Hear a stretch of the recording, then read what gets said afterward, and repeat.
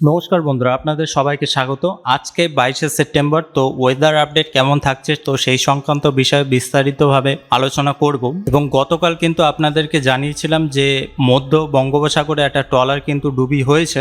8 জনকে উদ্ধার করা হয়েছিল, কিন্তু 9 জন কিন্তু নিখোঁজ ছিল। এবং সেই খবর সূত্রে কিন্তু জানা যাচ্ছে যে ডুবুরি কিন্তু পাঠানো হয়েছে এবং সেই 9 জন নিখোঁজ হওয়া মৎস্যজীবীদের কিন্তু খোঁজ করা হচ্ছে। তো বন্ধুরা, বিস্তারিতভাবে আলোচনা করব এবং আইএমডির তরফ থেকে কি জানানো হয়েছে নিম্নচাপের বিষয়ে, তো সেই সংক্রান্ত বিষয়ে আপনাদেরকে কিছুটা ধারণা কিন্তু প্রথমে আপনাদেরকে দিয়ে দেই। যে প্রথমেই আপনারা কিন্তু অন স্ক্রিন দেখতে পাচ্ছেন, এখানে 22 তারিখ 1:15 সময় একটা বুলেটিন প্রকাশিত করা হয়েছে এবং কালকে যে আপনাদের আপডেটটা দিয়েছিলাম সেই আপডেটটাও কিন্তু আজকে দেওয়া হয়েছে। এখানে condition R becoming favourable for withdrawal of দক্ষিণ পশ্চিম মৌসুমী বায়ু এখানে পশ্চিম রাজস্থান এবং কচ্ছের ওপর থেকে কিন্তু 23 তারিখের আস্তে আস্তে কিন্তু সেটা উঠে যাবে এবং তার ফলে কিন্তু বৃষ্টির পরিমাণটা আস্তে আস্তে কিন্তু কম লক্ষ্য করা যাবে। এবং যে নিম্নচাপের কথা বলা হয়েছিল এখানে দেখতে পাচ্ছেন 3 নম্বর পয়েন্টে, under the influence of this 2 upper year cyclonic circulation, অর্থাৎ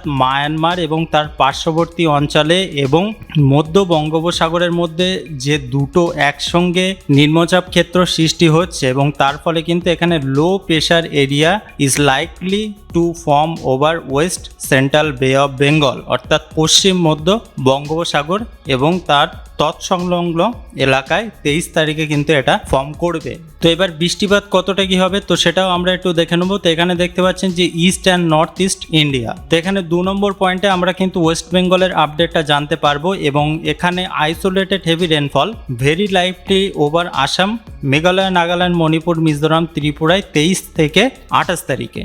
আর উড়িষ্যায় এখানে 23 থেকে 26 তারিখে, অরুণাচল প্রদেশে 24 থেকে 28 তারিখ এবং sub Himalayan West Bengal, Uttarbanga এবং সিকিমে, ঝাড়খণ্ডে 25 থেকে 27 তারিখে বৃষ্টিপাত লক্ষ্য করা যাবে।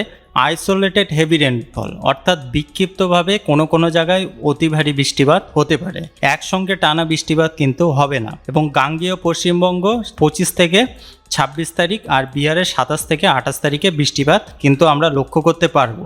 আর হট অ্যান্ড হিউমিড ওয়েদার, অর্থাৎ উষ্ণ এবং গরমের পরিমাণটা কিন্তু বাড়বে এবং তার ফলে কিন্তু এখানে সাব হিমালয়ান ওয়েস্ট বেঙ্গল অর্থাৎ উত্তরবঙ্গে গরমের পরিমাণটা বাড়বে। সিকিমে কিন্তু বলা হয়েছে 22 তারিখে কিন্তু সেই আপডেটটা আমরা কিন্তু এখানে দেখতে পাচ্ছি। আর আরএমসির তরফ থেকে, অর্থাৎ যদি আপনারা লক্ষ্য করেন আরএমসির তরফ থেকে যে আপডেটটা এই মুহূর্তে দেওয়া হয়েছে, অর্থাৎ রিজিয়নাল মেট্রোলজিক্যাল সেন্টার কলকাতা, তো এখানে 22 থেকে 26 তারিখ অবধি আপডেটটা জানানো হয়েছে। তো এখানে উত্তরবঙ্গে এবং সিকিমে দেখতে পাচ্ছেন 22 তারিখে কোনো প্রকার আপডেট নেই উত্তরবঙ্গে, কিন্তু 23 আর 24 তারিখে বজ্রবিদ্যুৎ এবং তার সঙ্গে কিন্তু হালকা ঝোড়ো হাওয়া বইতে পারে এবং 25 থেকে 26 তারিখে অতি ভারী বৃষ্টিপাত লক্ষ্য করা যাবে। এবং যদি আমরা দক্ষিণবঙ্গের দিকে লক্ষ্য করি, 22 তারিখে যে আপডেটটা ইতিমধ্যে জানানো হয়েছে, 22 থেকে 24 তারিখ এখানে দেখতে পাচ্ছেন যে বজ্রবিদ্যুৎ এবং তার সঙ্গে কিন্তু হালকা ঝোড়ো হাওয়া লক্ষ্য করা যাবে। এবং যদি আমরা 25 থেকে 26 তারিখে লক্ষ্য করি, এখানে কিন্তু অতি ভারী বৃষ্টিপাত লক্ষ্য করা যাবে দক্ষিণবঙ্গে। এবার যদি আমরা উইন্ডের মাধ্যমে একটু লক্ষ্য করব যে কোথায় কতটা পরিমাণ বৃষ্টিপাত এবং যে ঘূর্ণাবর্তটা সৃষ্টি হয়েছে তার গতিবেগ কতটা আছে এবং তার অভিমুখ কোন দিকে আছে। তো এই মুহূর্তে মেঘ আছে, মেঘ টুকটাক খুব হালকা মেঘ কিন্তু লক্ষ্য করা যাচ্ছে। বঙ্গোপসাগরের ওপরেও কিন্তু মেঘ আমরা লক্ষ্য করতে পাচ্ছি। মায়ানমারের ওপরে মেঘের সংখ্যাটা বেশি, কারণ মায়ানমারের দক্ষিণ দিকে কিন্তু এই সিটোয়ের কাছে একটা ঘূর্ণাবর্ত সৃষ্টি হবে এবং সেটা পরবর্তী সময় 24-25 নাগাদ কিন্তু ভুবনেশ্বরের ওপর দিয়ে মধ্য ভারতের দিকে সেটা অগ্রসর হবে। এবং অবশ্যই সকাল থেকে রৌদ্র ঝলমল আকাশ ছিল, কোনো প্রকার বৃষ্টির কিন্তু সম্ভাবনা লক্ষ্য করা যায়নি। এবং যদি আমরা ওয়েদার র্যাডারের মাধ্যমে লক্ষ্য করি, ইতিমধ্যে দেখতে পাচ্ছেন যে পশ্চিমবঙ্গ সহ উত্তরবঙ্গ, বাংলাদেশের মধ্যে কোনো জায়গায় কিন্তু বৃষ্টির পূর্বাভাস এই মুহূর্তে লক্ষ্য করা যাচ্ছে না। তো বৃষ্টি কবে হতে পারে বা কোন সময়টা হবে সেইটা যদি আমরা লক্ষ্য করি, তো এই মুহূর্তে উড়িষ্যার উপরে বেশ কিছু অঞ্চলে, উপকূলীয় অঞ্চলে বৃষ্টিপাত থাকছে, কিন্তু আমাদের দক্ষিণবঙ্গ, উত্তরবঙ্গে এদিকে শিলিগুড়ি, শিলচর, ত্রিপুরা, বাংলাদেশের মধ্যে কোনো আপডেট পাওয়া যাচ্ছে না। পরবর্তী সময় যদি আমরা দেখি রাত্রের দিকে কি আপডেট থাকছে, আজকে রাত্রের দিকেও বৃষ্টিপাত হবে না, কিন্তু আবার 23 তারিখে দেখতে পাচ্ছেন যে বাংলাদেশের দক্ষিণ ভাগে কুমিল্লা এবং ত্রিপুরার দক্ষিণ ভাগে উদয়পুর, বেলোনিয়া এইসব অঞ্চলে কিন্তু বৃষ্টিপাত লক্ষ্য করা যাবে আজ রাত 2টোর দিকে। এদিকে চট্টগ্রামের দিকে বৃষ্টিপাত থাকবে। তাছাড়া এদিকে দক্ষিণবঙ্গে, উত্তরবঙ্গে তেমন কোনো আপডেট কিন্তু এই মুহূর্তে নেই। এবং যদি আমরা পরবর্তী সময় আস্তে আস্তে লক্ষ্য করি, হালকা খেপে খেপে বৃষ্টিপাত হবে খড়গপুর, কলকাতা এবং হলদিয়া, দক্ষিণ চব্বিশ পরগনা বেশ কিছু অঞ্চলে, এবং বাংলাদেশের বরিশাল, কুমিল্লা, চট্টগ্রাম এইসব অঞ্চলে কিন্তু বিক্ষিপ্তভাবে বৃষ্টিপাত আমরা লক্ষ্য করতে পারবো। আবার কালকে 12টার দিকে এখানে দেখতে পাচ্ছেন দুপুর 12টার দিকে বাংলাদেশের দক্ষিণ ভাগে খুলনা, মোংলা, শ্রীকান্তপুর, বাগেরহাট এইসব অঞ্চলে কিন্তু বৃষ্টির পরিমাণটা একটু থাকবে। মোটামুটি এখানে আমরা দেখে নিই 18 মিলিমিটার 19 মিলিমিটারের কাছাকাছি কিন্তু বৃষ্টিপাত হবে।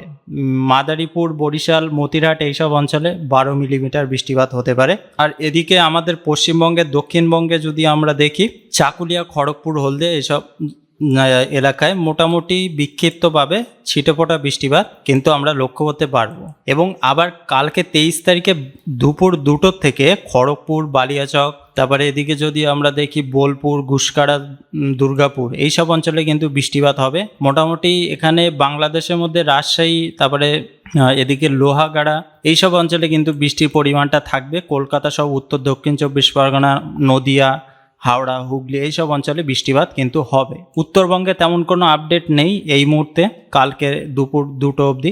আবার কালকে বৃষ্টির পরিমাণটা বাড়বে বিকালে এখানে জঙ্গিপুর, রামপুরহাট, বাংলাদেশের মধ্যে গোমাস্তাপুর, তারপরে নবাবগঞ্জ এইসব অঞ্চলে কিন্তু বৃষ্টির পরিমাণটা আছে মোটামুটি 24 মিলিমিটার, কোনো জায়গায় 25 মিলিমিটার বৃষ্টিপাত হবে। উত্তরবঙ্গে সেই মুহূর্তে কোনো আপডেট কিন্তু আমরা লক্ষ্য করতে পারছি না। সিলেট, বালাগঞ্জের দিকে বৃষ্টিপাত হবে, আর এদিকে কুমারঘাট, ধর্মনগরের দিকে কিন্তু বৃষ্টিপাত লক্ষ্য করতে পারবো। তো এবার যদি আমরা একটু পরপর দেখি, আবার মালদা সাইডে দক্ষিণ দিনাজপুরের দিকে বৃষ্টির পরিমাণটা বাড়বে রাত্রের দিকে, সন্ধ্যে 7টার দিকে ধরুন, এবং এদিকে সিলেট, ময়মনসিংহেও কিন্তু বৃষ্টির পরিমাণটা আস্তে আস্তে বাড়বে। মালদার দিকে বৃষ্টিটা অব্যাহত থাকবে এবং আস্তে আস্তে কিন্তু 23 তারিখের রাত 11টার দিকে শিলিগুড়ি, আলিপুরদুয়ার, কোচবিহারে বৃষ্টির পরিমাণটা বাড়বে এবং বৃষ্টি থাকবে মোটামুটি এখানে দেখতে পাচ্ছেন যে 25 মিলিমিটার অবধি কিন্তু বৃষ্টিপাত হতে পারে। এবং মেঘালয়ের বেশ কিছু অঞ্চলে বৃষ্টিপাত হবে, সিলেট, তারপরে ময়মনসিংহ, আর এদিকে রাঁচি, ঝাড়খণ্ডের দিকে কিন্তু বৃষ্টিপাতের পরিমাণটা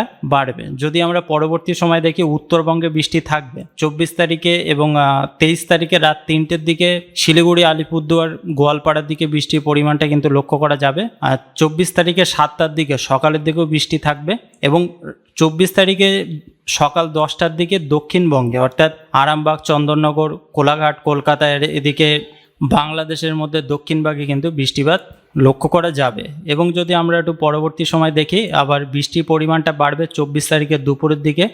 এদিকে জলেশ্বর, খড়গপুর, হলদিয়া, কোলাঘাট, চন্দননগর, শান্তিপুর, যশোর, খুলনা, লোহাগাড়া বৃষ্টির পরিমাণটা বেশি থাকছে। এখানে উপজেলার দিকে কিন্তু বৃষ্টির পরিমাণটা থাকবে 20 মিলিমিটারের কাছাকাছি। এবং যদি আমরা একটু পরপর দেখি, খেপে খেপে বৃষ্টিপাত হবে। আবার উত্তরবঙ্গে বৃষ্টির পরিমাণটা বাড়বে 25 তারিখে রাত্রের দিকে। এবং যদি আমরা আস্তে আস্তে দেখি, 25 তারিখে দক্ষিণবঙ্গে অর্থাৎ আমাদের কলকাতা সহ এইসব অঞ্চলে বৃষ্টির পরিমাণটা থাকবে এবং বাংলাদেশের দক্ষিণবঙ্গেও বৃষ্টিটা লক্ষ্য করা যাবে। তো বন্ধুরা, খেপে খেপে বৃষ্টিপাত হবে এবং নিম্নচাপটা কিন্তু আসার কথা আছে 24 থেকে 25 তারিখের মধ্যে, এবং তার ফলে কিন্তু আমাদের দক্ষিণবঙ্গবাসী এবং বাংলাদেশের দক্ষিণের দিকে কিন্তু যারা বসবাস করছে তারা কিন্তু ভালো রকম বৃষ্টিপাত পাবে। তো বন্ধুরা, পরবর্তী যে আপডেটটা সেটাই আরও বিস্তারিতভাবে আপনাদেরকে জানাবো, এবং আপনারা কিন্তু অবশ্যই জানাবেন যে আপনাদের এলাকায় ওয়েদারটা কেমন আছে এবং সকাল থেকে কোনো বৃষ্টিপাত হয়েছে কিনা এবং কতটা কি গরম পড়ছে সেটাও কিন্তু অবশ্যই জানাবেন।